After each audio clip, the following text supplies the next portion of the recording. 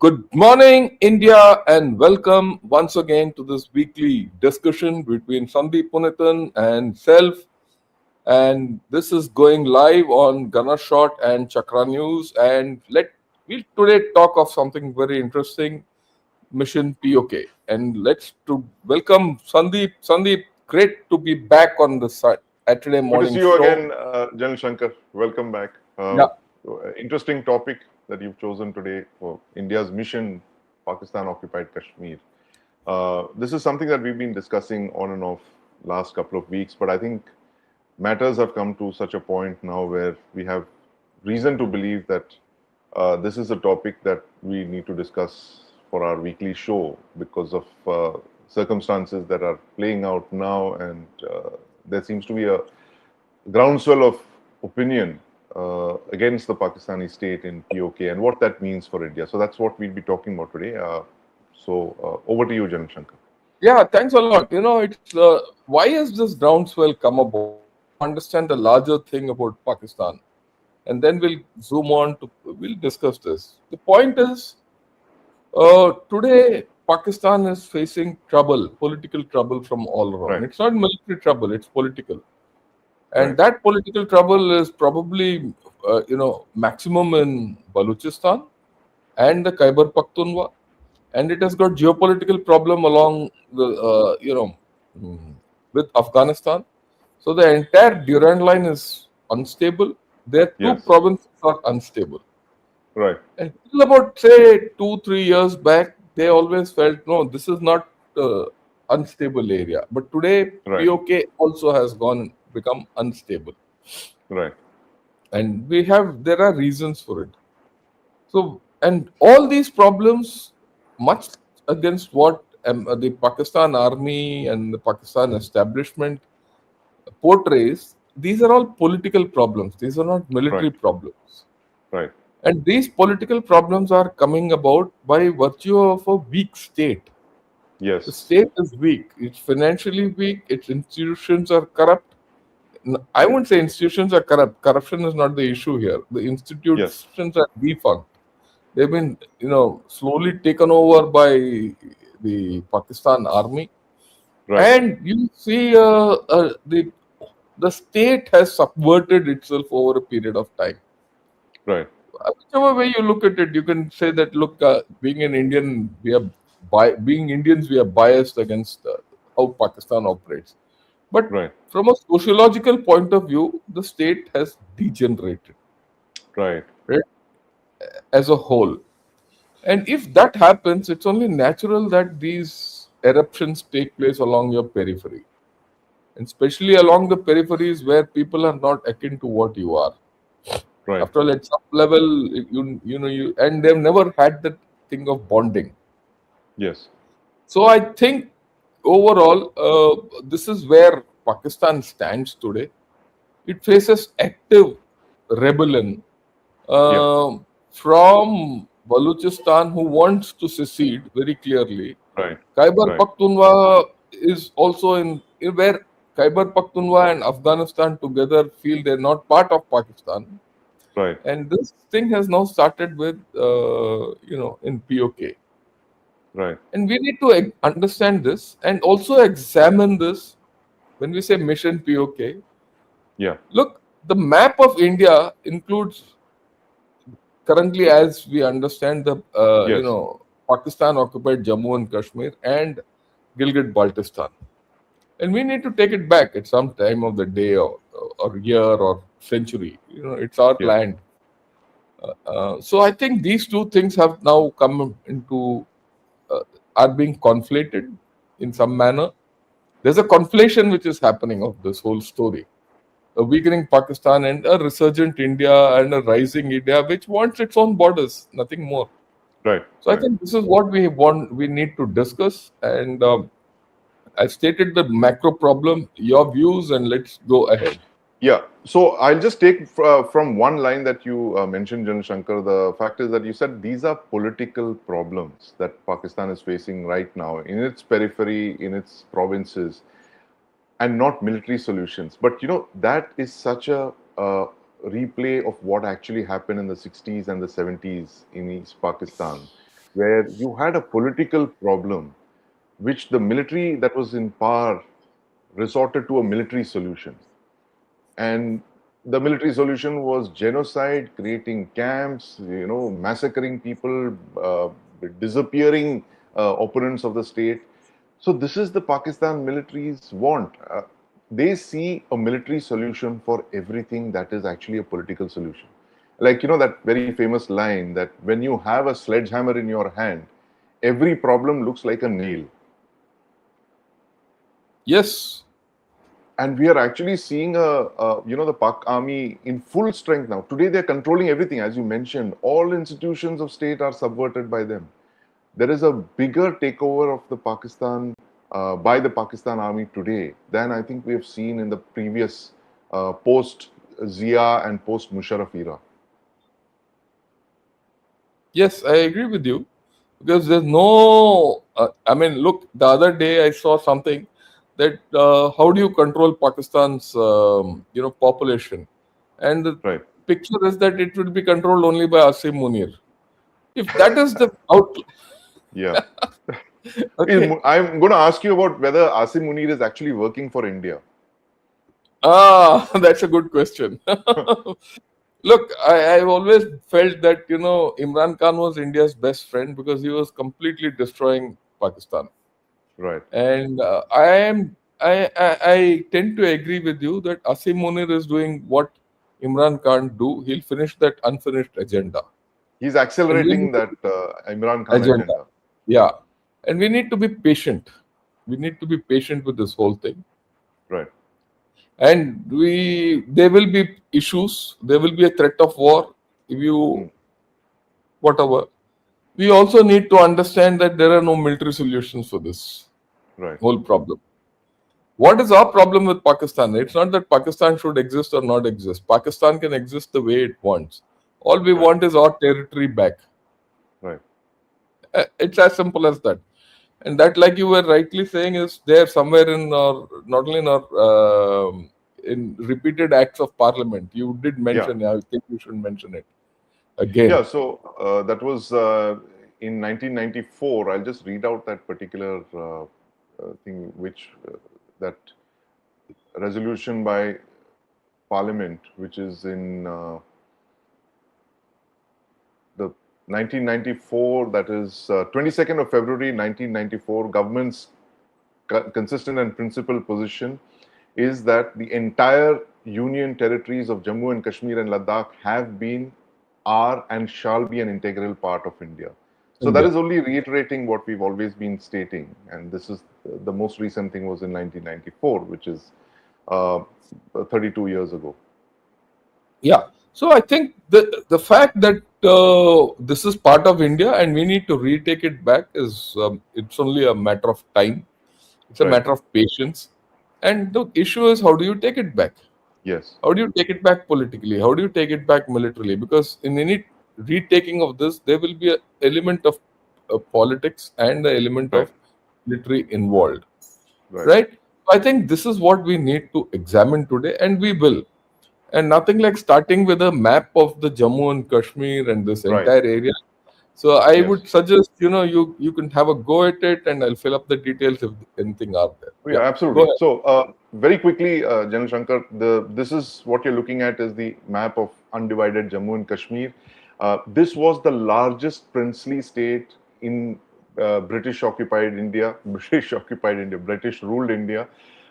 It was 222,000 square kilometers, almost a quarter of a million square kilometers.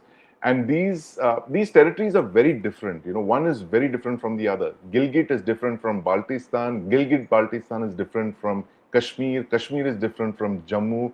Jammu is completely different from Aksai Chin. Now, all of these different regions are actually the result of conquest, right? And uh, it is wherever you look at in history, places like this, very disparate regions, communities, religions are all brought together by conquest. And the conquest, of course, here you were talking about is by the Sikh armies of General Ranjit Singh, 19th century, specifically the Dogra generals, Gulab Singh Dogra and his general Zorawar Singh. They spread out. They were in Jammu and in the region of Jammu, which is closer to the plains of Punjab. The Dogra Rajputs expanded, they captured Kashmir. They went on to conquer parts of Tibet, which is Aksai Chin. Then they went west to Gilgit Baltistan. That, of course, is under the British when they, I think it was post 1848. Once the British took over, they literally sold this territory to Gulab Singh Dogra, the first Raja who basically started the Dogra rule of Jammu and Kashmir, which lasted about a century. So they had to make that decision in 1947. And Hari Singh, who was the Maharaja then, Dogra, he was Gulab Singh's, I think, third or fourth generation. And he vacillated. He had to join the Indian Union, and he waited.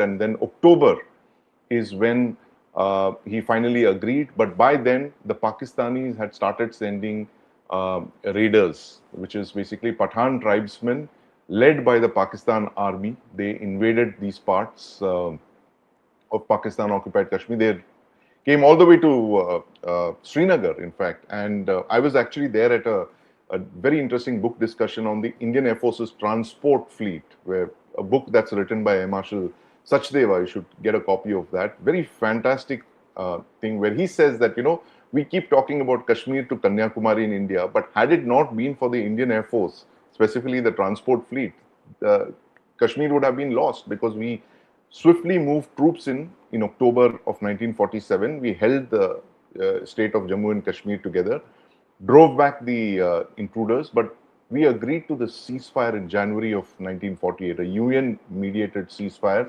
So that dotted line that you see is where the armies of India and Pakistan kind of, negotiated that ceasefire and stopped fighting in the hope that there would be a negotiated settlement, but clearly there's been none. And then meanwhile, you have the second actor that's moving in from the north and from the east, which is China, where China quietly nibbles away parts of Aksai Chin, because for them, the Chinese, I mean, they think they're empires, so they think like empires. They see Aksai Chin as that very vital bridge between Xinjiang and Tibet. Now, the catastrophe of this is that, the British looked at Afghanistan and Tibet as two buffers against the Russian Empire and the Chinese Empire. They were more worried about the Russian Empire because it was expanding into Central Asia at a remarkable rate. So which is why you see that little sliver of the Wakhan corridor, that's Afghanistan there, that's actually done by the British to, firewall Jammu and Kashmir, their dominions from the expanding Russian Empire. Now, post 1947, 1948, you see this reordering. Because we've lost Gilgit-Baltistan, which is captured by Pakistan, Pakistan-occupied Kashmir, we've lost our access into Central Asia, which is why we now need to go via Iran, and the north-south corridor becomes that much important. On the east and the north, you have Aksai Chin, which China has captured. And for the first time in history, China and India have never been neighbors in that sense. But today, because of the loss of Tibet, we've lost that entire buffer zone. Tibet was like the cartilage, that was between India and China. When that cartilage went, now you have these two very strong forces grinding against each other all along the line of actual control. And the central focus of all of this is Jammu and Kashmir.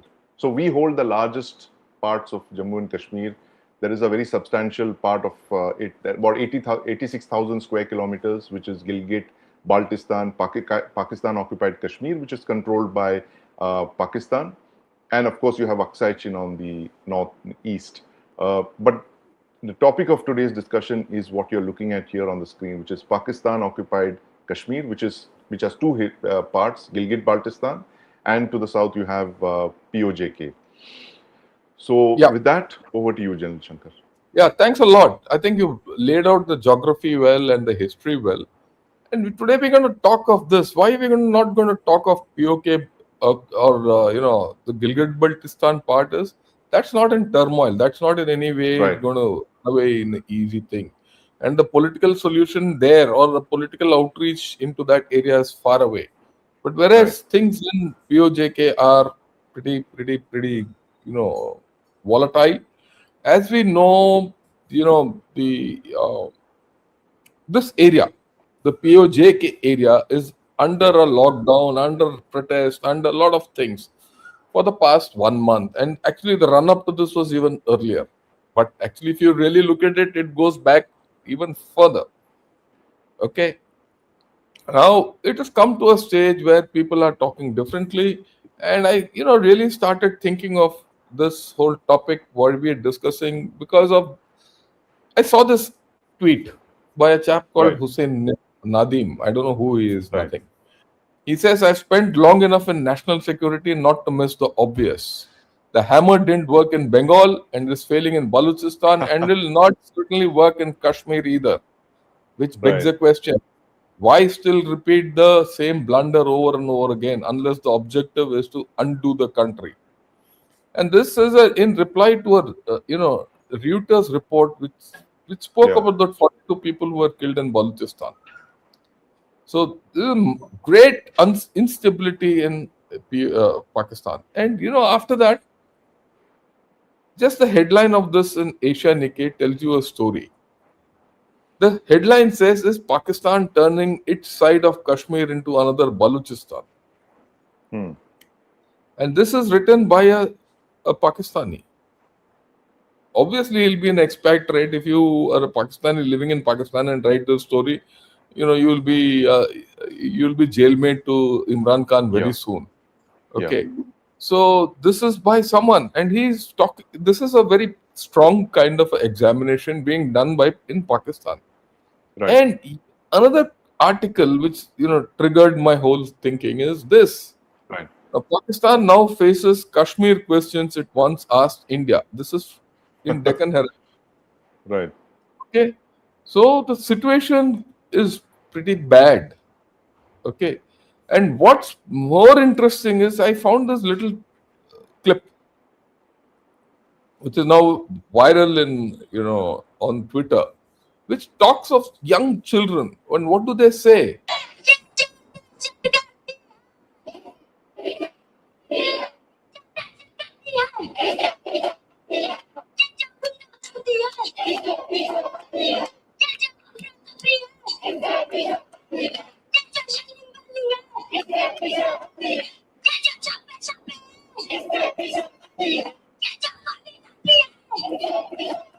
So look, it's very clear that children of this age, if they can come out and Right. uh, put out all this, they're tutored. Obviously, the guys in behind this in this picture are the ones who are tutoring it. But the way that the whole thing is being orchestrated is something serious. A set of people who want to put their children in the forefront must be having deep grievances. Right. That's the Right. point.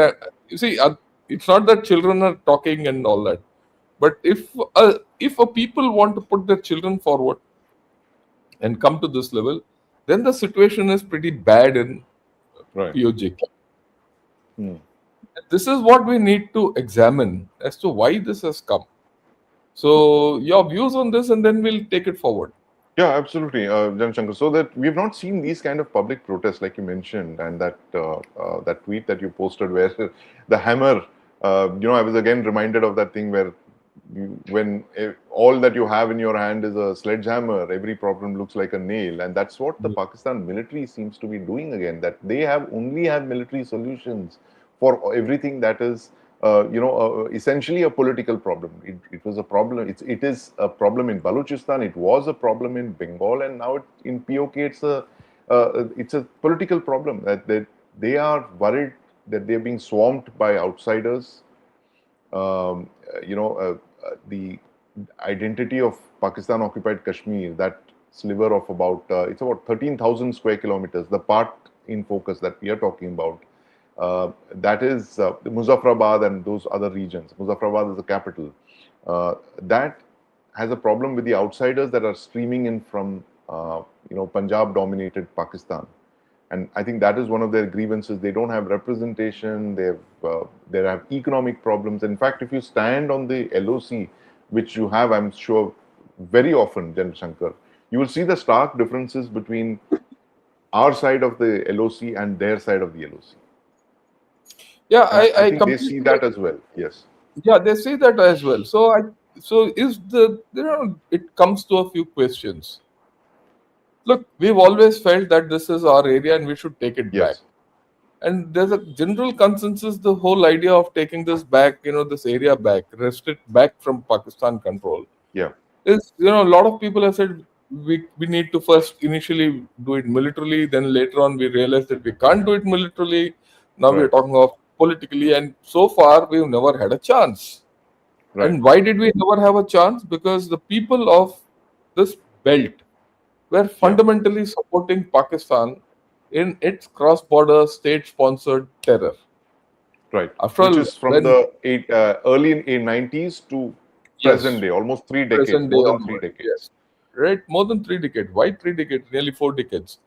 Okay, so they have been, the people have been, supporting, and that people's sentiment from across the POK has seeped, or rather, there was already an incipient sentiment here, Yeah. and it actually vitiated the atmosphere within JNK, our side. Right. And as a result, Pakistan was able to carry out this kind of a cross, LOC terror for so many Right. decades, and it Right. It was virtually the brought, launch pad for terrorism. I mean, we yes, use it that was a word. I launch mean, pad. your yeah, Yeah, launch pad for it all was the a terror launch pad. activities. Yes. Now you see, this launch pad is shaking. Hmm. This launch pad is now no more. One. Number two, you see the where your targets are also changing. See, the entire state of Jammu and Kashmir, or the union territories of Ladakh, Jammu and Kashmir, as they are today laid out, have also changed. They've also morphed. They've changed with time. Right. They've changed with the economy and everything. Right now, you see, and when this has happened simultaneously, like I said in the beginning, Pakistan has gone weaker, and this sliver of land called the POJK has now turned against Pakistan Hmm. in some manner. And I want to put a couple of markers here. How did it turn? Right. Because ultimately it comes to that question: how did it turn? Hmm. And interestingly, when you do a deep down research, it's not a matter of political, what shall I say? I wouldn't say matter of. It's not a matter of religion and allegiance and all that. It comes down to a fundamental thing called food. Ah. The Right. uh, let's say sadak bijli pani. That's the Right. fundamental Right. thing which people, because Pakistan has always promised these people sadak bijli pani, Right. Right. and they have not been able to deliver. Now let me Hmm. put this in context in the right manner. You know, the people in this part of POK, right, never had representation Right. in Pakistan, because this area, even they had some elections, it was all that, but they never had recourse to the Supreme Court laws in Pakistan, because the laws of Pakistan are not applicable here Hmm. still. And Pakistan didn't want to assimilate them as another province, because assimilating them into that province would have given up their claims on the rest of Kashmir and things like that. So they never assimilated them. This province was being directly controlled by, or this part, POK, was being directly controlled under the PM through Right. this sham assembly elections which were taking place and all that. So, no, they think that no taxation without representation Yes. didn't apply in this area. Yeah. The people in POK generally accepted it. But Hmm. today you see that why no food? They feel, the Pakistani people in this POK feel that their resources are being taken away, Hmm. and they're being, given a bad deal, and which they are being Right. given a bad deal. Let's be very clear. Yeah. Yeah. Electricity from here goes out and comes Hmm. back with a lot of tariffs. They have to pay, which is produced there goes out. So they have issues. They don't get subsidized food, everything. Hmm. Now, why don't they get it? Is because the Pakistani state is incapable of giving anything to them. Right. Economically, Pakistan is not capable of doing They're it. weak, and They're weak. Yeah, they're yeah. weak. So that's the one angle of this whole story. And these people have been exploited as a base of terror, through which, at the launch pad to which this thing. So they have been exploited also hugely. Now you see the first act of, what shall I say, against the Pakistan Hmm. government. It starts with a small little demonstration and things like that in 23, 24, sometime around Right, 23, right. where they say, look, we want these fundamental things. We want food. You Right. promised us food, you didn't give us food. So there's a demonstration in a few cities, some, unrest and all that. It is quelled. Hmm. It is quelled. It is quelled politically. Then Right. you see again the last year, somewhere around 24, 25, Yeah. again things erupt. The Hmm. issues then now take a huge political form. All Right. right. Of course, the basic things have not changed. The new thing which has come up is that, look, the assembly has 12 seats. I think the Yeah. assembly typically has only about 24, 25 seats, 20. out of which Yeah, that's right. 50% are outside the thing. And 12 seats kept those for people from Jammu and Kashmir, our side Jammu and of the. Kashmir who are originally refugees but are no more refugees, but who are, Right. and these 12 seats are controlled by the Pakistan establishment. That means the assembly is controlled there. Yeah. And these people feel today that, look, we have lost political control. Everything is being looted and we are not getting anything back. And all this came up Right. last year. Last Right. year, the Pakistan government had a political deal with these people. They said, look, we Right. will agree to all your demands. We will give Hmm. you subsidized everything and all that. Except, of course, the political part was never discussed. Hmm. Today, their problem is the same. Only thing is, Hmm. today they say, look, you did a political outreach, you agreed to Hmm. everything, you're not given anything. Hmm. If you're not given anything, it's because the Pakistan state can't give anything. I mean, that's the Hmm. fundamental. Hmm. And today the problem is now that same problem which started in 22, 23. It was probably there even before that. Right. All that got subdued because of the fact that, the cross-border terror was taking place and money was flowing in some other form into this area. Right. Now that is gone. The Pakistan system cannot undertake any cross-border terror across the LOC the way it used to do earlier. How interesting. So you're saying that this because is that because of Sindoor, Sindoor, and the fact that we threatened to strike them as hard as we did last year. It much more. It goes back. See, there are two, three dynamics. One of the dynamics was that when Pakistan, and India agreed to keep the LOC cold, Hmm. the Pakistan army lost interest in that LOC. Right. If Pakistan army lost interest in the LOC and they knew that they were not going to have, carry out operations against that, they won't invest into that area. Fundamental Okay. things like, right, right. So if they won't invest into that area, where's the money? Till then, the terror-based economy subsidized everything. Ah, that's interesting. So the money that was being pumped in to keep these tanzeems alive and active and the launch pads and all that going, you're saying that that has dried up. Dried That up. terrorist economy has kind of dried up. The terrorist economy has dried out. As a result, the people don't have anything because there's nothing there, actually, really speaking, except water Hmm. and resources and some Right. minerals and things like that.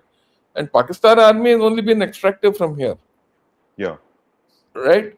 And on the other hand, you see the Indian state has become stronger. Right. And Particularly after 2019, 2019, yeah, after the you abrogation of Article 370. application of the Article 370. So now you see there's a flip, there's a full political flip which happened. The Right. people of Kashmir are no more sympathetic towards people that side to Right. receive terror. The terror infrastructure is it's a Yeah. fulcrum. I've always maintained you have to Yeah. defeat the Pakistan army politically, not militarily, because with every Right. military defeat they become politically stronger. Right. Right? Abrogation of Article 370 made the Pakistan army politically weak in this area. Hmm. Hmm. Now, if that is abrogated and you suddenly see something happening here and the economy of India taking off and people thriving and getting back to prosperity, of course, there is an incipient problem in J&K. That's a different story. But people Hmm. on the other side watch. look, the other side, which is supposed to be under occupation, is thriving, and Right. we who are supposed to be Azad Jammu and Kashmir, Yeah. that's what they. We don't have food. You don't have food. You don't have. You have to pay 4 times the cost of electricity, which is taken out from there. Yeah. Your water. See, Jhelum goes into Mangla Dam. Mangla Dam is one of Yeah. the major reservoirs of That's Pakistan. right. What does Yeah. J&K get out of it? Nothing, right? So now there's a deep-rooted problem. Of course, the political problem is also there, and people have Right. lost interest. It's nice to say Kashmir banega Pakistan, and we will not let the brethren of our thing go and all that. What remember that speech he made. Yeah. Yeah. But the fact is that he is not able to do it. The state is not able to do it. It Right? lacks the economic muscle to carry Economic out any muscle. of this. Yeah. Okay. And there are competing problems coming up. J&K is not their only problem. Simultaneously. Simultaneously, Simultaneously. there are competing problems coming up in Pakistan. Yeah. So if you see this place is going from bad to worse and to worse. Mm. If you wait for another 2 years, this will be the. I suspect there'll be a full-fledged rebellion like in Two Balochistan years. In 2 years. in 2 years. I mean, 2 years. It's also a long time. I don't expect. See, this is what the question which that person asked in the Nikki Asia article. Yeah. Yeah. Look, again, this Let's this put that the- back up, General Shankar, if yeah, you have this that with us. Yeah. theorizing is very clear. Yeah. Is Pakistan turning its side of Kashmir into another Baluchistan? Right. What is the state in Baluchistan? Today in Baluchistan, there is no, at night Pakistan army does not operate. It Right. does not operate except in heavy numbers. And when it operates in heavy numbers, it is more a case of, abductions, rape, and things like that. And, unexplained, what's that? Disappearances. Disappearances. Yeah. Okay, that's the thing. People are there is no village in Baluchistan where there is no unexplained disappearance or abduction, and where bodies have not been found and things like that. That is why the whole state has gone against Pakistan, and Yeah. there is no political solution which is being applied. Hmm. On the other hand, there is a very clear thing in Baluchistan that their resources are being sold to China and USA. Right. So if Pakistan has to sell the Baluchistan resources to China and USA, people are now saying, why shouldn't we sell it ourselves and forget, why should I use Pakistan? Who loots my own stuff? You see, that is the feeling in Baluchistan. These are the issues. I have not read the article because this is behind a paywall and I don't have a subscription. But if I can Right. think, this is it. That's the status of Baluchistan, why Baluchistan will never come back. And Asim Munir and gang feel that 1500 Baluch people cannot defeat the Pakistan army. But not realizing the millions of Baluch people can always defeat the Pakistan army, because it's the people which Yeah. count. It's the Of people course. of Bangladesh who converted East Pakistan into Bangladesh. Similarly, I think the ultimate thing where Baluchistan will go towards that. And this has now started in here. And you combine this with the other article which I said, Pakistan faces the Yes. same Kashmir questions it once Questions that asked it once India. asked. Yeah. Right. Okay. The difference is that, look, on one side you have an impoverished Pakistan Yeah. with multi problems of similar nature which it cannot solve. And increasingly, day by day, the situation is getting worse. And the external situation on the western border is getting even worse with Afghanistan.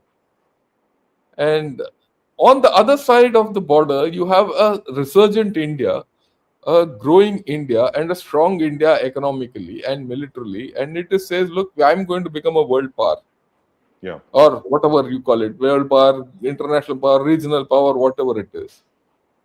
As this area, will Pakistan be able to take it back or get back to normalcy as it existed even before Article 370 was abrogated? I don't think so. Your views on this? Yeah, absolutely. And I think the Pakistanis also know this, because when you were speaking, Jan Shankar, I was thinking of what Asim Munir was telling the diaspora, Pakistani diaspora last year. You know that expression he used about us being a dumper truck, Pakistan, Hmm. as in we are a Yeah. dumper truck and we have the ability to cause damage. So I think he now understands that by and large they have missed out on that economic bus. There's no going back. They don't want to get this into this whole thing of liberalization and green revolution and all of this thing of feeding the people, giving them jobs. They're always looking for shortcuts. Ki, what can I do? Make myself useful to the West, get some money, sell some minerals, sell some resources, those kind of things. A typical behavior of a rentier state. So he's thinking like an oil-rich sheikhdom. How they only all they have to do is to keep pumping out the oil. They don't have to give democracy to their people and stuff like that, right? And keep repressing the people. He's thinking like an oil-rich sheikhdom without the oil. Yeah. And for him the oil, for him the oil is all these promises. I will do this for you, I will do that for you, I will make peace, broker peace between you and Iran, I will give you these minerals. And now people are beginning to ask those questions. Where are those minerals that Munir has promised us? This peace process is not going anywhere. We are we are hammering the Iranians are hammering us. Where is the peace? So all of these things, they'll come to a point where he will run out of things to do, and his entire focus is to project his power. Whatever chaos that's going on inside is to project it externally, and that raises a very, very big question. And this has been plaguing me in the last couple of days, is that every time Pakistan is beset by internal chaos and strife and breakdown in law and order and internal strife like we saw in East Pakistan, they try to project it outwards through a terror attack, or going to war or something like that. Do you believe that with this kind of thing, this internal problems that Pakistan is facing, he will try to deflect attention to India? They're already doing that with the Indus Water Yeah, Treaty. yeah, I agree with you. Yeah. And they will actually try and say that, look, India is behind everything. India is behind POK. India is behind Balochistan. you know, No, that they are already saying that yeah, India is behind Balochistan, India is this, that. The point is, yeah, any action, can he take a military action against India, hmm, which will, which will, you know, terminate his problems in Balochistan or POJK or in Khyber Pakhtunkhwa or with Afghanistan? hmm. What is that action against India which he can take so that he can quell all these problems militarily? Military action. Military. But that'll be the end of his military, as in, So the point is that he doesn't have a choice. I mean, he doesn't have a military action. Will he go to war with India? If he goes to war with India on this, that's the end of Pakistan. yeah. End. He can't take any military action through POK for the simple reason the base through which he took action is gone. Yeah, Right now, what can he do then? Then I mean, you think it like the Pakistanis. The way to think like the Pakistani is to instigate a terror action within India. that's right. I was coming to that. Yes. Instigate an activity like Pahalgam or Uri Yeah. or whichever. Force India to do something, and replay Op Sindur. Hmm. Create the threat to Pakistan Right. and then save Pakistan. Unify Pakistan. I mean, that whole thing of, now Yeah, we are facing an external adversary. We external can't have threat. internal this thing. Yes, So we need an yeah, internal emergency. so they have to generate this external threat from Pakistan, from India, Right. and a provocative external threat. It is not that India Right. is just doing this. India has to take action against Pakistan, Right. like Op Sindoor, to get Hmm. that back. Right. Right? So, my first proposition is if you want to retake POK Yeah. eventually, Yeah. right, don't react to what Pakistan is doing militarily. Militarily, you mean don't react militarily. No Op Sindur 2.0. That will be the worst thing you can do, because then you're playing into his hands. If you don't want POK, you don't want to retake your dominion the way it is handed over to us, then you can do what you want. Hmm. If you want to retake POK, like people have been saying, a lot of people in India, and especially the right wing crowd in India, has been Hmm. vociferous in saying this is our land, you should take it militarily and all that. Militarily, yes. Yes, but you don't have a, you can't take it militarily. You have to only take it politically. What's the If difference? I mean, you, how could you? Please finish, Jan Shankar, and then you can kind of tell me what the difference yeah, is. the difference is very simple. When you take it over politically, the people are with you. When you take it over Right. militarily, the people are not with you. And if the people are not with you, it's an occupied territory. Then you'll have Right. a lot of problems, just like what you have in Afghanistan, Vietnam. You Hmm. you don't want to create a Vietnam for yourself, Right. right?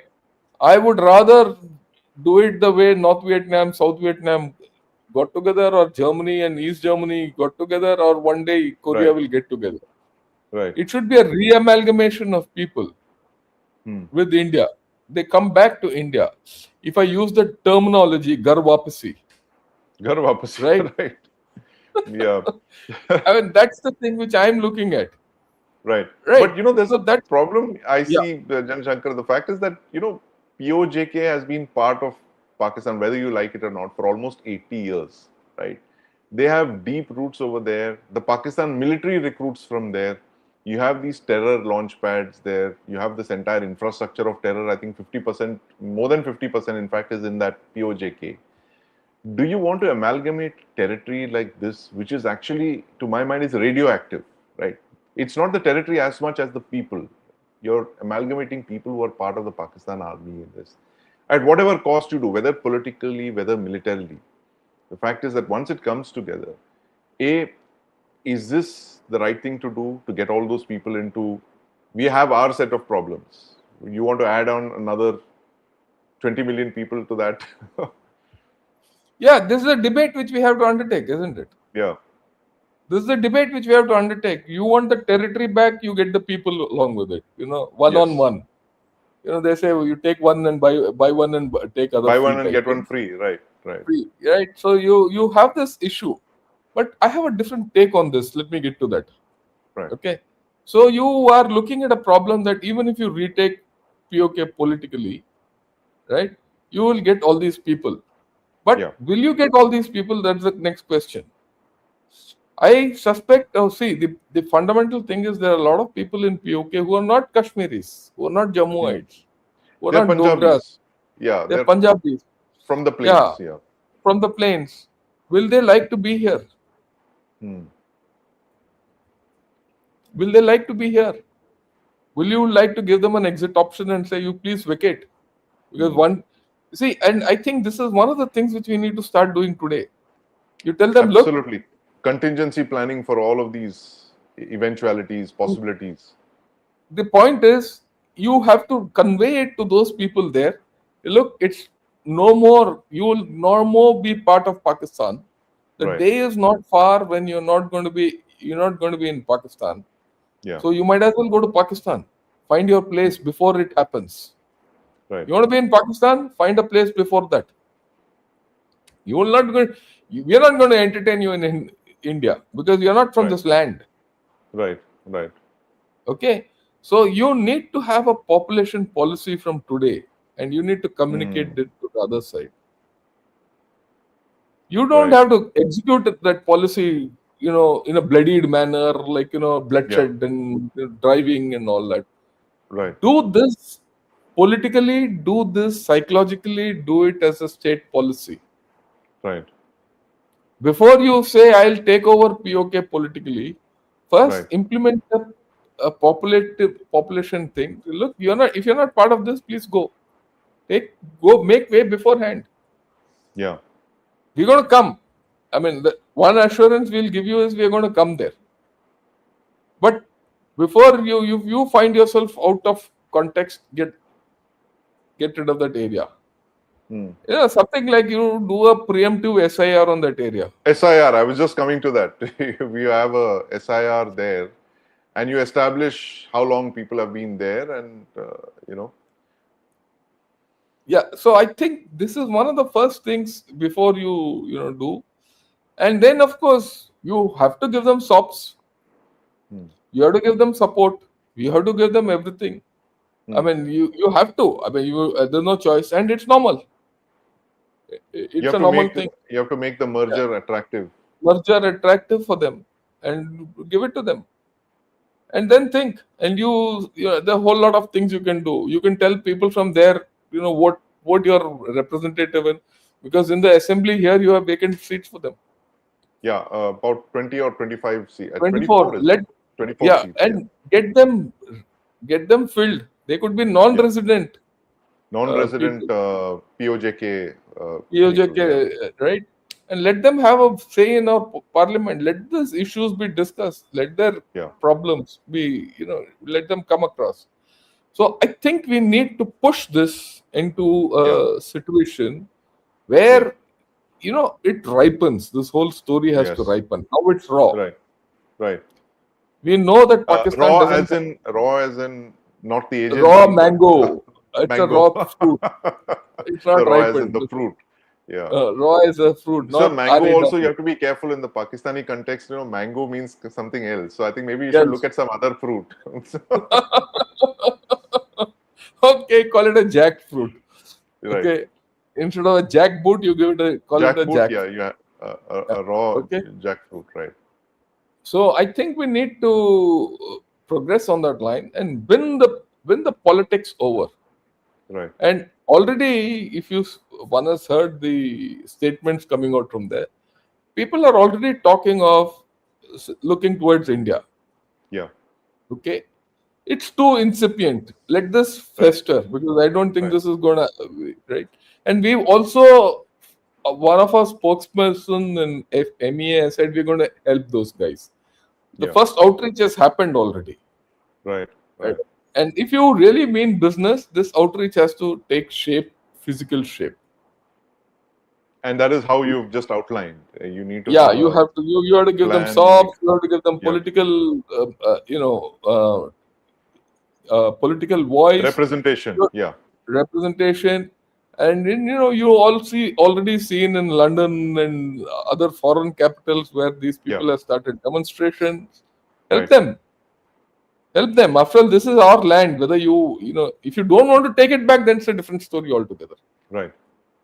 So, what is This the is kind your of land. SOPs that you will roll out? One is, of course, no income tax, like we have for the Northeast. In the Northeast, you don't Yes, pay any income there's a whole tax. lot of things. Look, a Right. state when it decides can even subsidize this part, this many people. You can even give them free food for the next 10 years. No, that's not a problem at all. I mean, I keep telling people, look, the government of India runs the largest free food program in human history. We are Yeah, feeding 800 million people free grains uh, for the last 5, 6 years. 800 and million. so It's almost the population of Africa. yeah, so that's not a problem. So you feed them free and give them Yeah. wherewithal, give them roads, give them water, everything. Livelihood, absolutely. Yes. Livelihood, give them education because there's no education there, nothing there, right? I mean, I've seen this area from across the LOC. Yeah. Right? There's nothing. There's a big difference. And keep this going at a national level. This has to be Hmm. operated at 3 4 levels. Right. You also have to, in some manner, information warfare, perception management, call it propaganda, call it Hmm. what you want, right? And I wouldn't mind using the salami slice tactics here. After all, it's a tactic. Right. Right. This is my area. I need to slice it back, Yes. right? And have a larger plan for Gilgit Baltistan also because that's also an area. I That's mean, in the my future question is, after yeah, POK. Yeah. yeah, I think so. And my question is, as this movement increases in volume, shape, size, whatever you call it, in terms of dimensions of this, the threat to the Pakistani nation will increase. Right. So expect certain violent Right. reactions from the Pakistani state and also the Chinese. Right. So that So is a this, big thing that if you're saying that this will invite retribution from China, then that's a big problem, isn't it? And because you're that going would to kind of threaten, when this happens, you're going to threaten China also politically. CPEC, you will threaten CPEC and the It's not possibility only that, CPEC. Today this has yeah, happened, tomorrow it can happen in Tibet. Xinjiang, it can happen in Tibet. You're right, Tibet, absolutely. right? So, So the Chinese would react violently. That's what you're Chinese saying, will react, right? and Chinese will not react militarily. They will react politically. The Chinese story is political. Right, You're a threat. This is a big threat not to Pakistan alone. It's a big threat to China also. right. Everyone says China thinks long term. This Hmm. threat to China is long term. Hmm. If CPEC collapses, if something happens, you see, something happens in POK, and there's a ripple effect across Pakistan. And Pakistan goes into a tailspin, Hmm. CPEC will definitely collapse. Let's be very clear about it. Yeah, And if yeah. CPEC collapses, then where does China stand? Because China is all about perception and world opinion and Yes, all that. yes. And Loss of face. unrest, It causes loss of face for the Chinese. loss of face. And if this happens, you think Afghanistan will keep quiet? You think ETIM will not go into Xinjiang? You think so? China will perceive it as a bigger problem. We Yes. have to understand this, right? What about the Apart from the Pakistan fact, army itself? Which, I mean, they have red lines, which Khalid Kidwai put out many years back. so what will they Head do? I agree, nuclear. They it's a have, red line. yeah, it's a I nuclear agree, it's a red line. But red line this for is them. something Yeah. we have to think out. What will they do? What can they do? Right? Right. And remember, this red line is now fine. POK is a red line. Yeah. This is not going to happen overnight. This is going to happen over the next 5-10 years. I'm not looking at Right. anything short Right. of that. I will put it what this is going to be a decadal effort. Right. 2036 or so. That should be the thing, right? And that's the way we go about it. And by then, you have to see what will be the trajectory of Balochistan, what will be the trajectory of Yeah. KPK, Yeah. and see, those also will come into thing. If something happens in Pakistan which affects that, be ready for this. Okay, Right. be ready for this. I mean, if you want me to think like a spook or anyone, I would say I will not do anything in POJK very ostensibly. Keep it simmering. Keep, you know, it's the Keep drip tensions irrigation. high. That's what you're Yeah, saying. Yes. keep the thing. It's a drip irrigation principle which you continue. Because what will happen is, let me say immediately. Immediately, we shouldn't take anything to do with POJK immediately. Keep that thing fertile. That will give you a buffer for the rest of Kashmir to stabilize. Right. Right. The focus is on POJK, the focus is not on Kashmir. So if Right. the focus is not on Kashmir, you stabilize Kashmir. You Right. make your own base stronger, and then you attempt the jugular vein. He said, no, it's a jugular vein. Then you Yes. attempt the jugular Yeah. vein. In the meantime, you that is on auto run. Afghanistan, Khyber Pakhtunkhwa, and Baluchistan are on auto, and their economy, the way it is going down, is also on an auto. Nothing is going to change in that. Nothing's going So to. They're not going to go up. There's no economic uptick for them. yeah, so you need to bide your time, Right. hide your strength and bide your time. Bide I've your time. spoken a lot, your views on this, and then Yeah. we'll take some questions. So this is, I think where I was just thinking what you were speaking about, Jan Shankar. I hope there is somebody in government who's actually taking note of this, uh, because like a friend of mine, Admiral Srikhande mentioned that everything should be war gamed. You should prepare contingencies for, um, and anticipate scenarios. And I think short of an alien invasion, you should war game everything. And I think this, as you mentioned, is something that we need to war game, and we need to have plans in place so that you're not caught by surprise. If that, like you said, the way things are spiraling out of control, there is a flashpoint that's hit, there is large scale unrest. For instance, like East Pakistan kind of scenario happens over there. You need to prepare for these kind of things. So I'm really hopeful whether we are actually doing that kind of planning. We're investing in this. There are statements, but I just hope that these statements are backed by plans to ensure that you're not taken by surprise. Plans, you need to build capacities, you need to have a long term vision. I think that's the most important thing. What you spoke about, that if you need to have a long roadmap ahead for the next decade, 2 decades, you need to plan for all of this. And I think while we made that statement in Parliament, that resolution of Parliament in February 1994, I don't think we backed it up with solid planning. And I think we didn't realize that India would become a $4 trillion economy in just 32 years. So I think as India becomes bigger, stronger, it has the economic muscle, it will become easier for us to do a lot of things. Right now, we are 4.5 trillion or so. When we double in a few years from now, I think a lot of this will gather momentum. And for Yeah, it that, we should gather start natural planning. momentum. Natural Yes, momentum. natural momentum backed by whatever is happening there, because I think the disparity between India and Pakistan is only going to increase in the next couple of years. Because if you see, we have the game that we are playing is very slow, kind of consistent game. We are not, as we've discussed, who's the winner out of the current West Asia crisis? I mean, it's very clearly it's India. I mean, it has given us the Yeah, yeah. breathing space to kind of do what we have always been doing for the last couple of years, and not get distracted by warfare and all that. But while you're doing that, it's important to start looking at the big picture also. You need to prepare for all of these things, what you just said.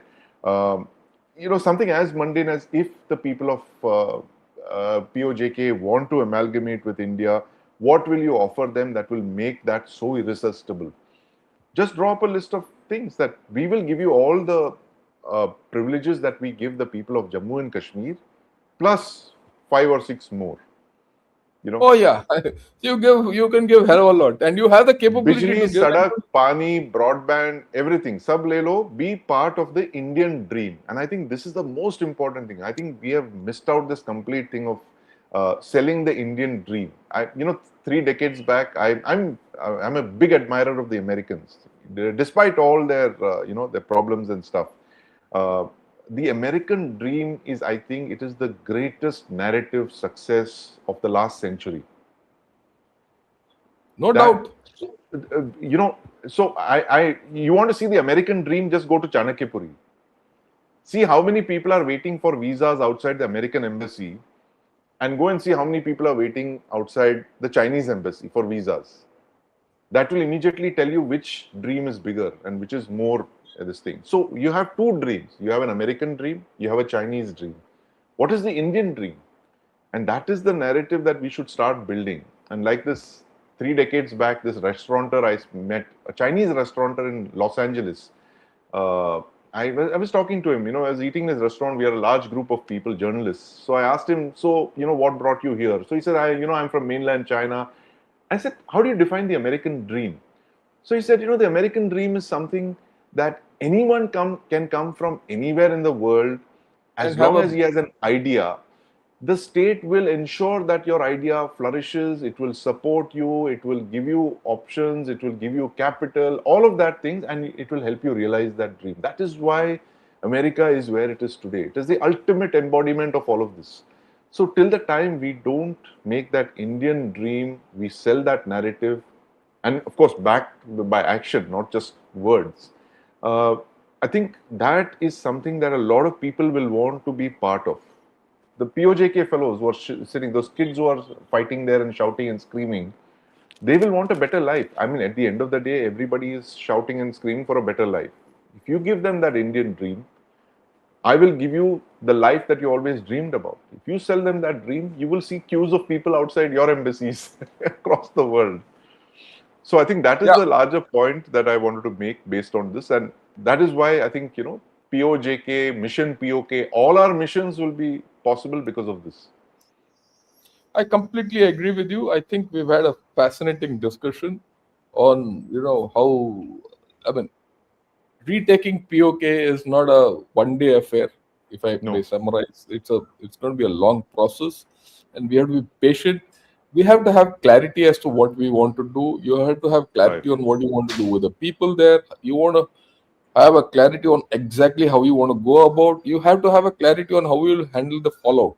If the Right. fallout is not big, and you also have to have a clarity in the present as to how you're going to deal with the crumbling Pakistan. And Pakistan is Right. crumbling at a pace which we have never seen. Right? Yes. It's like a fission reaction which is happening. Right. Right? So I think the whole lot of things. I'll take a few questions. In fact, I've Yes. marked quite a few, and we'll write. Um, a shout out to you, sirs, for all the information, knowledge, and awareness you bring to us on your effort. Very clearly shows. Unnithan, sir, I thoroughly enjoyed the new SSS defense guns you covered, especially their new sniper rifle. Thanks a lot, Kiran, for your Thank contribution. you, Kiran. Honor. Right. And then, good morning, sir, Unithan, and fellow viewers. Your podcast with Real Oh, right. Menon was fantastic. Yeah, I Thank you. think so. Right. Uh, uh, Admiral Menon was the senior DS or the CI Navy when I was doing staff college. Oh, staff Okay, college. Right. Okay. okay, I still This remember would be in that. the 80s, late 80s. Yes. Late 90s, 91, 90s. 1991. Okay. And then, sir, a letter by new army chief has been published, made public, citing we be ready for Op Sindoor and Snow Leopard 2. Maybe childish on my part to ask. Think he also means maritime martial readiness. Of course, it Yeah, is. yeah. Of course. Yeah. Yeah. Op Sindoor 2.0 it has a maritime component as well. Yeah. Does India do salami slicing? With current issues, might as well start gobbling land across LOC whenever there is opportunity till a major opportunity for big action. Your views? Absolutely. I completely think you want to put them off balance, start doing this. Okay. My grandfather always used to say he was a testimony to 1971 war that Pakistan will always be politically weak nation, but will be Yeah. militarily strong because of two Western nations, UK and USA. I think that this whole story has changed, but all the same, your views on this? Yes, I've not so much UK, but the USA because it suits their interests. They need to have Pakistan. It suits their geopolitical interests, and that is why the state of Pakistan was created for this. The British Mm. Empire created it, and then later passed on to the US. So you have a point there. Yeah, but let me also put it will not remain a militarily strong nation Hmm. because the military is itself getting too hard, and anything Right, which is too hard breaks. right. Remember that. Okay. Sandeep, could you do a program on Korean model of defense production, how their private Absolutely. sector are delivered big and how massive exporters and Yeah. how it differs to India? Look, I'll not go as far as Sandeep to do all this. The fundamental thing is our government is the problem in this. Let's be very clear. Hmm. The government is the problem in the defense production and many things. Maybe one of these days we can do a program on why. Yes, yes. Why the We'll do government it. is holding back? Yeah. Yeah, Why we is it must. that We we are must. not able to, handle our own defense? Let's look at all these models. We look at the American Yeah, model, yeah, the we Korean can. model, the Chinese model. What is the Yeah. Indian model? Why is the Indian model But not emerging as rapidly as yes, it should? we'll do it next week. I have no problem. Yes, And that will go well because I must tell everyone that we wanted to get Air Marshal Diptendu Chaudhary over. He is not available. If he comes next, we'll he's next. He's available. He's confirmed availability next Saturday, just this so morning. we'll So we'll discuss we'll have this. him next. Yeah, on Saturday 9 a.m. That's the 18th of July. Yeah. It'll be General Shankar, me in conversation with, of course, Air Marshal Diptendu Chaudhary. We're going to talk a lot of interesting things. So please do tune in for those who are watching Yes. us. Then mainstream media is suddenly busy with Kashmir of Indian side, statehood, Hurriyat, dialogues, etc. It feels like manufactured. When should debate portray the situation in POJK? That's what we are doing anyway today. Yes, yes, absolutely. That's what we are doing. Morning, General Shankar. Your opinion on people of POJK, a combination of Punjabi, Pahadi, Gujar people. They have issues with Pakistan army. Will they assimilate India? Better to focus on Gilgit Baltistan. Your view? Well, I think we should start with POJK and then move on to Gilgit-Baltistan. And I think that was the tenor of our discussion today. We start with what is achievable in the short term, then move on to Gilgit-Baltistan. Because Yeah, it's a slow process. yes, Everything is a slow process. This yeah. For Pakistan, Kashmir is a Shah Rag, Baluchistan is a Mate ka tumor, POJK is a gangrenous limb, KPK is a hemorrhoid, and Sindhi a kidney stone. Yeah, thanks a lot for your views. But it's a Pakistan is a nation which has had a lot of issues, yeah, and it is, we know it has got an identity issue. It has got a whole lot of yeah. other things. Now, suddenly they have now back to calling themselves children of the Indus. For Indus and all. 40 years, Zia had completely suppressed that. He was telling them, no, we are actually children of the Arab raiders of Sindh. Yeah. Mm. You're always Yeah, changing, looking for fathers. yeah. They. Yes, I agree with you. All right. Next question is: don't think we should take Pakistan POK. We can't add their population to ours. We should keep at with to pressurize Pakistan perennially. Yeah, your views. No, I think what we discussed today is the fact that you cannot alienate the population from the territory. And if they want, you have to make them an offer that they will accept. A large majority of the people will accept. If there is an uprising and they want to join, and eventually that should happen, and that is of course going to have to be backed by military force. And I think that's the point when the military enters the picture. And we have to look at ways of integrating the population, because you cannot see the land Yeah, bereft of you have people. to see. You can't Yeah, have you have another to weed. partition. You can't. You have to weed the people out. Yeah, Weeding people will have to be done. Give them the option today itself. That's what I said. No, don't do it tomorrow when you take over yeah, that area. Do it today. That look, we're going to take over this area. Better quit if you don't want to be part of India. yes. Simple. Okay. Uh, we already taken a bigger step in Article 370. We need many more political steps, but those steps in JNK and PHUK flow through the army, Indian army executing it, right? Any SOPs, plans in place. Your views? Yeah, well, it's not just the Indian army. I think it's much beyond that. It's a very big Yeah, yeah.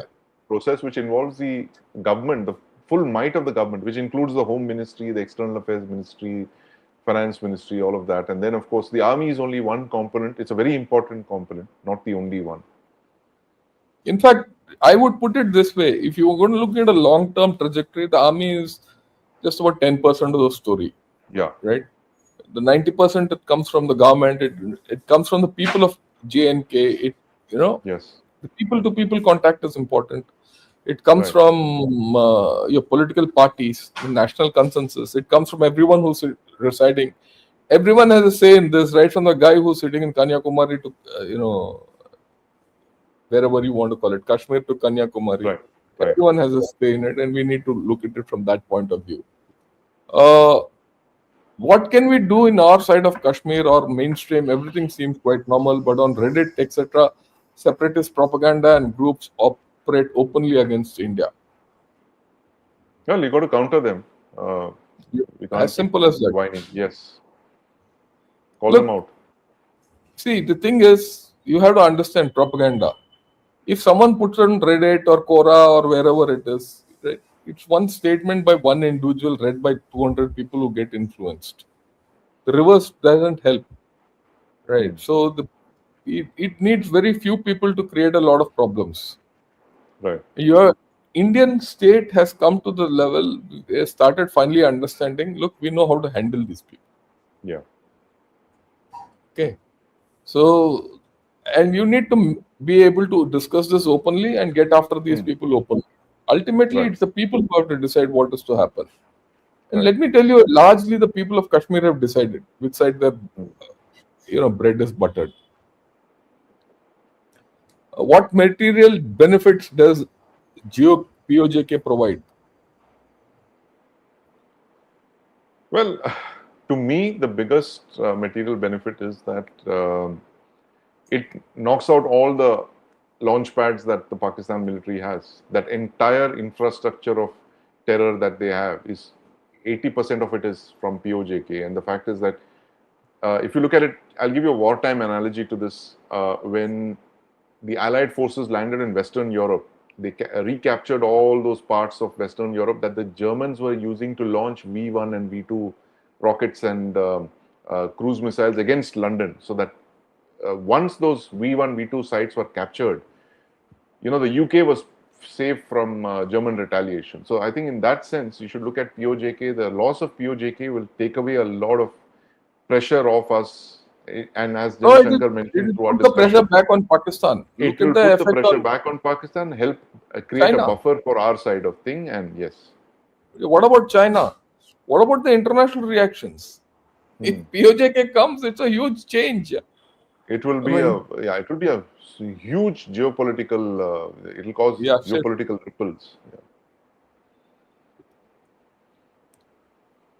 Why are there no visible protests in Gilgit-Baltistan now?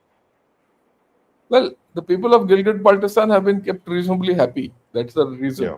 And they're reasonably happy because CPC gives them trickle-down benefits, Right. right? And then they're not really not unhappy.